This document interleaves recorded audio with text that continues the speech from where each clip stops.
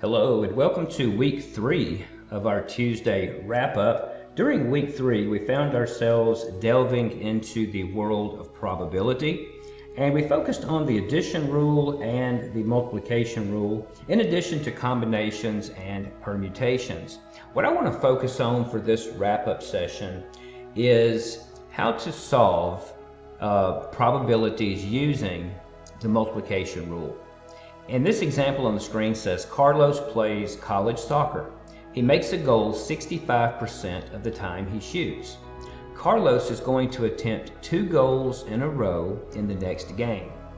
Let A be the event that Carlos is successful on his first attempt. So the probability of A would be 0.65. Let's let B equal the event that Carlos is successful on his second attempt. Well, since he makes a goal 65% of the time, then that means on his second attempt, that probability should also be 0.65. And Carlos tends to shoot in streaks. The probability that he makes the second goal, given that he made the first goal, is 90%. Okay.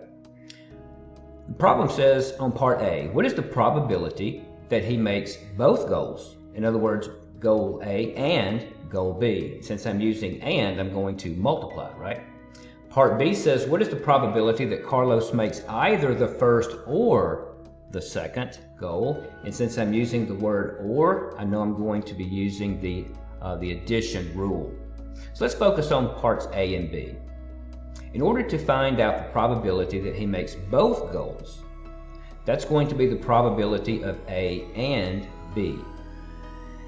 Well, the probability of B given A is 90%.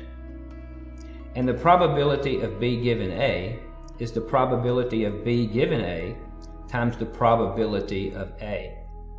And the probability of B given A is 90%, and the probability of A is 65%.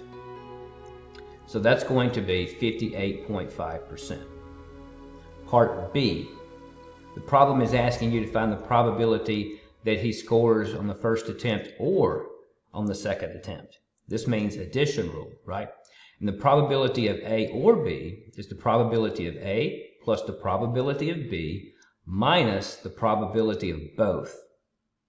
And that's going to be 0.65 plus 0.65 minus 0.585. And that gives us a percentage of 71.5%. If you're wondering where we got the 0.585, that comes from part A. I hope this helped.